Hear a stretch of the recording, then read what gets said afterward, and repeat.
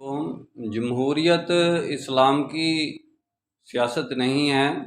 اسلام کی سیاست تو شرعیت بھی نہیں ہے، جس کو ہم اسلام میں شورا کا نظام کہتے ہیں۔ وہ بھی ایک یعنی کہ خارجہ داخلہ امور کی پالیسی کو چلانے کے لیے کسی اسٹیٹ کے اندر شرعیت کا نظام بنایا جاتا ہے، یا جب اسٹیٹ کی حالت نہ ہو تو اگر آپ کو خلافت نہ ملی ہو تو پھر بھی شرعیت کا نظام اسی طریقے پر ہی کام کرتا ہے کہ اس کی اپنی ایک طاقت ہوتی ہے، اس نے اپنے ایک نظام کو چلانا ہوتا ہے۔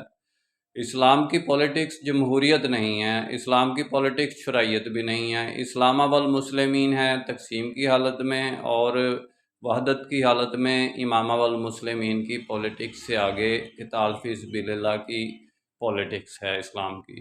اصل پولیٹکس اس طرح گھومتی جاتی ہے، اور یہ یعنی تقسیم حالت میں اور ہے اور دوسری حالت میں اور ہے۔